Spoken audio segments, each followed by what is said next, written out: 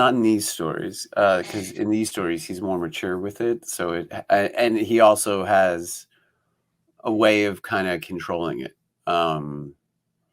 Because for Jake Sunrise, it's more about like he keeps it in control through his addictions, essentially. Like he uses opium. That was like a big thing, not necessarily among men. It was more women that were using it back in the Old West. But so he goes that route. And what does the opium do exactly for Jake Sunrise? It's kind of a depressant. So like it can kind of keep down the angrier, the more aggressive, negative emotions. So that way he can control it. It's almost like Hulk in a way. Yeah. Right. And then when he wants to point it at something, he just kind of separates himself from his addiction, and then he can kind of point it at a target. So because it's one thing in life to come to terms with what's going on inside of you, but it's a whole nother thing of like, well, now what are you going to do? Like, you still have to live your life. You still have to live your life.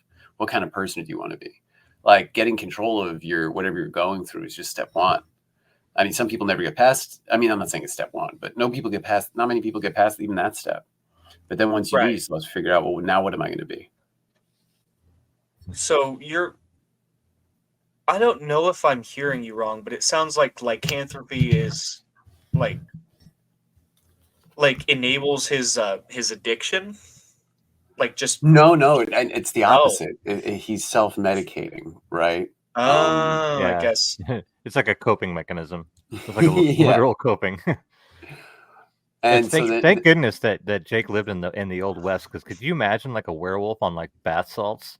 Oh, God, I mean, people on bath salts already ate people's faces, so like that would be. It connects to today's. I guess that fentanyl is huge, no? Yeah. You would have to define for me. Fentanyl is a synthetic opiate. I know it. Super addictive, and it has that same depressant effect. Okay. Of kind of like, and it's also a painkiller.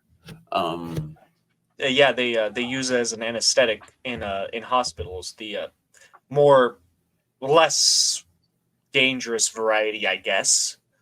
Either that or it's in low quantities, something of the sort. But it was originally like an anesthetic. It's wildly dangerous, though. Yeah. Well, way back, and it's interesting because the history of opium shapes the America that we have today. Because the main reason why we had so many Chinese immigrants coming in was because the economy was destroyed in China at the time. And a lot of that, we flooded them with opium. Well, it wasn't America. It was the Dutch East India Trading Company and Britain, who were growing it in India and selling it in China. But now the reason it hadn't really been popular up until that point has to do with the discovery of America, because that was where they developed tobacco. So once they developed tobacco for smoking, you could put opium on it, and then you could inhale it instead of eating it or drinking it, where it's much weaker effect. It's far less addictive. Is that correct? Because I thought that tobacco was developed in Spain, and I thought the people that smuggled it here were like at risk of execution if they got found out. Oh, no. It was tobacco comes from the U.S., North America. I know we grew a lot of it in our history, but I didn't know it was developed here. That's not a part of history I know a drastic amount about. So. Well, I'm a history teacher in my day jobs, so it's interesting all this different stuff you learn. I knew you were a teacher. I just didn't know what kind of teacher, I guess. A cool one. You would have hated me. That's all I gotta say. I was in high school. I was a very disruptive student. Those are the only kids I teach. I teach kids with like emotional and behavioral difficulties and stuff like that. Yeah, Brosi grown up into a fine disruptive adult. So most of them usually do. But what was I talking about with? Oh, so the whole thing with tobacco. Yeah. So like tobacco started in North America, and then that was where the economy of the US built up. The whole economy of the US is built on tobacco. At the beginning, they had nothing else that they really knew how to grow or could grow too well and make money off of. You can't make money off of food that you grow overseas. You know what I mean? Like there's not that much money in it. Not all of it's going to keep. Why can't we just grow it at home? But something like tobacco became a huge hit because they'd never seen it before, all over the world. And so, well, you get states like Virginia where nothing grows well in Virginia because it's so hot and so humid, and then tobacco just thrives down there where other crops fail. And so, I mean, that was, it was almost, it's this like circular effect that the whole human civilization has with itself, all the different civilizations. So I find that kind of stuff fascinating. And, I'm doing the story in the Old West because I kind of want to explore like how horror can be more symbolic. I mean, it is symbolic, but, how can I really emphasize that stuff while still keeping it like an interesting story? I've been reading a Western story called Blood Meridian recently, and like it basically puts more emphasis on how gory and brutal the Wild West was instead of the heroic gunslingers there are. It's just no, this place is not great. For one, the captain's head pickled in a jar. That's always horrific. I'm not all the way through it, but I just know that the judge is the antagonist, and like that's the original reason I actually started reading it, because he was supposed to be like an epic levels proportion like villain. But I'm starting to realize that he's not like like comic book villain, like super evil. He is just terrible as an individual. Like you think of a villain's like, I want to rule the world, and he is like, puppies go well in lakes. I gotta interject with just like an inside joke between me and Dean that it's not a cross-hatching brush, Dean. That's not a stamp. No, it's not a stamp. No, I'm painting all those hairs like an idiot. Well, hey, that head looks nothing like it originally did. That's a good thing. No, it is a good thing. But I would say that up until I would say the first third of the time that you had this new head, I thought the old head was better. It was a totally different style. It was more cartoony. But I wasn't sold on this head until you started really detailing it. But I imagine that when you're doing it, you've already thought about how you want to add the wrinkles and stuff. That's sometimes why I don't like sharing progress shots with clients sometimes, because it's like they're not going to understand what they're looking at. They're like, that's terrible. Right, and you're like, well, you haven't seen the shading yet. It makes sense. Yeah, like the head looks like it was stolen directly from like a drawing of a wolf, which is probably what you were going for with that. Full disclosure, I mean, I do use photo reference. I'll have photographs of different wolves that I'm looking at on a different monitor while I'm drawing. Oh, that must make it cool. Like to have it on separate monitors. Yeah, and like you don't know what a wrinkled, snarling muzzle really looks like unless you have something to look at. So yeah, use photo reference, but not, you don't just lay it on there and trace it. You know what I mean? Yeah. I guess you have to have a very engineer sort of mind, I think, to be a good draftsman. Is how I always think of drawing. I myself, I do visual art, but I don't think of myself as a craftsman, as a draftsman. Yeah, ages of practice probably help with that. It doesn't hurt, but yeah, they're just skills that you develop over time, right? And if you have to teach yourself how to stick it out through a bad drawing, because that it's like it looks bad now, but it's gonna get there. You just got to be patient. philosophy that you should use throughout your life. Yeah, right.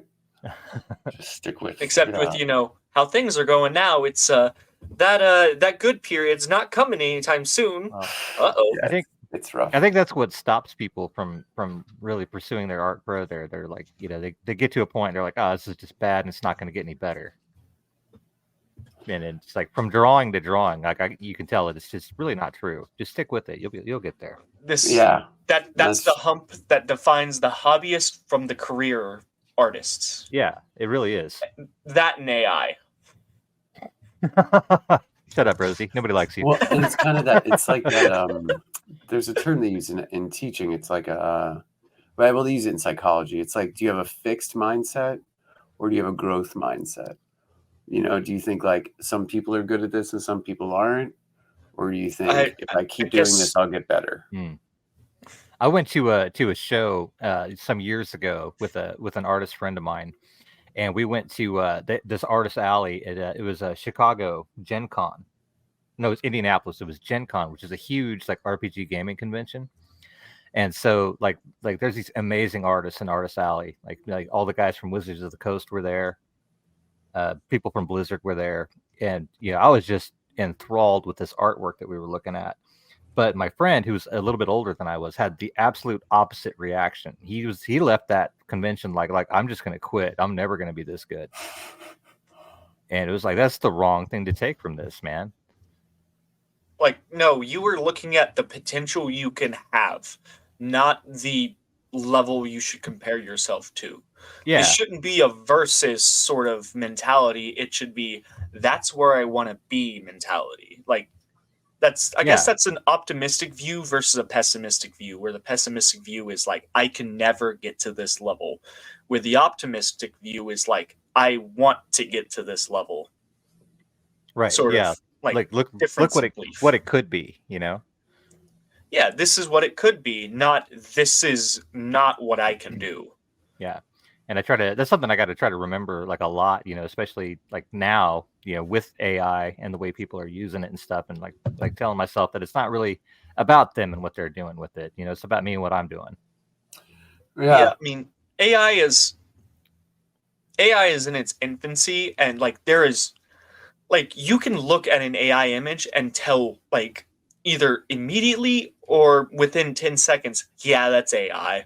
Right. And like an actual artist can't replicate AI can't replicate the design of a real artist. They can make it look like a real artist, but you can just sniff it out that like, yeah, that's AI.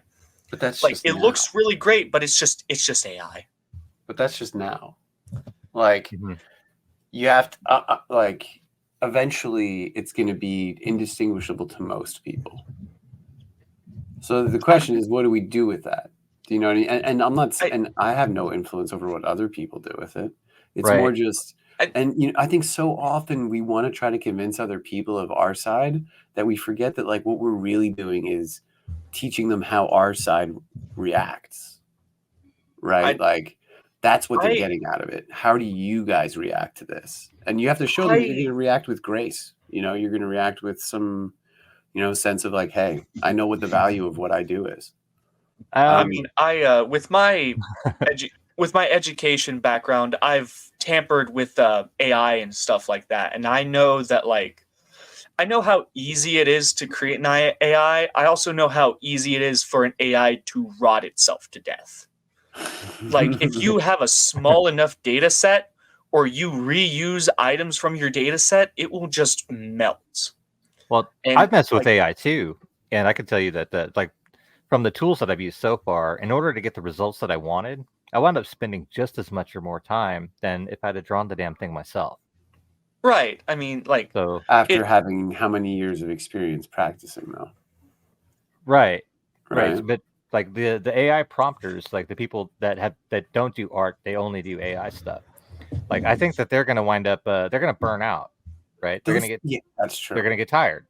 Those people don't concern me anyway, though, because they're essentially the beta testers, right? Like it's going to be used by the big entertainment companies to try to, this is essentially like it's worse than being like anti-union, right? They're anti like worker. Like they don't want anybody doing anything but contract labor. Right. They just want you to come touch up. Like, see this last layer that you're doing where you're adding all these hairs? Like, they would have you do something not like that, but something similar, where they just have you come at the last step and just do a layer on top of everything. Right. Just clean it up. I still think there's going to be a level of value in human intervention in things like that. No, there will, but it's going to be how much of a cut do they share with you of that value? Here's the thing: is like there's games from like 2015, I think it is, like the original Batman, Arkham Asylum, and how it looks way better than the new Kill the Justice League game, where they spent way more time, way more money on Kill the Justice League. But the Batman Arkham Asylum just looks way better anyway. Like the atmosphere feels stronger, and like I have a feeling that they used AI and whatever shortcuts they can get with Kill the Justice League, and I think that's how human intervention is going to be like still the saving grace, because whatever tools and loopholes they use with Kill the Justice League is like the exact reason why it's not a great game. That and like the game just sucks, like as is, but like the design of it, like the art style, it's just so washed. Yeah. It's all like there is no detail. It's just. Was it about the same team? I'm not sure. It almost certainly was not, because the original Arkham games were made by one studio, and I know at some point they switched, but I couldn't tell you the exact name of the studios. Yeah, Rockstar? No, not right. It's Rocksteady. I'd have to Google it because I'm not sure, but yeah, it's Rocksteady. I mean, there was it was even before Kill the Justice League, when the Batman games had a sudden and dramatic fall off in visual quality. And it's like the heart and soul of the art that was just gone. I think sometimes it's tough because progress is seen as compared to your last progress. Like you have to, if you do as well as you did the first time, that's not considered good. That's bad. You have to do better than you did the first time. And I think that often makes you do worse than you did the first time. It's a what have you done for me lately kind of mentality. Yes. Like, yeah, Kill the Justice League was like a major flop, but like Arkham Asylum is still like a good game 10 years later. It's a great Arkham City's better. Arkham City's fun too. But Arkham City is fun. It is newer, but like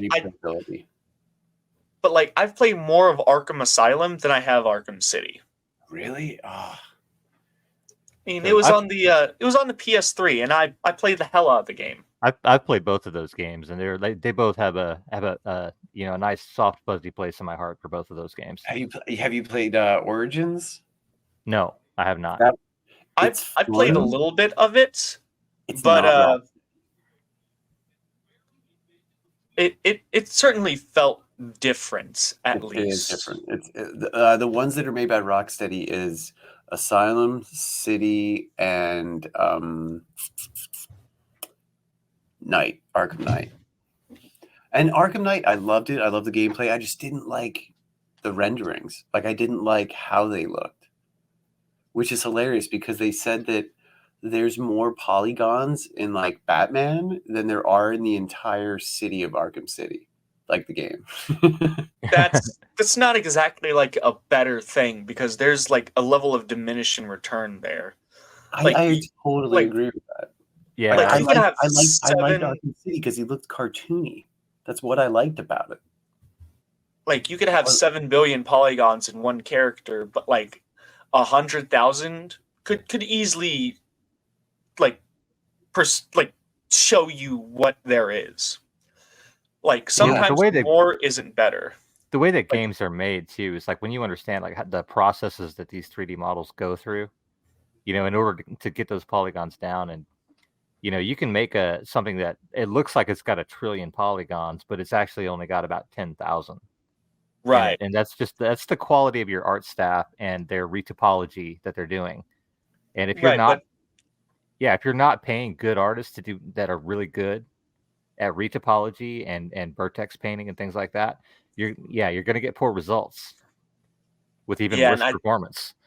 I think this is like why so many video games nowadays are not as popular, and how like indie games are like, you know, back at the forefront of like popularity. Like Helldivers is made, I believe, by a smaller team.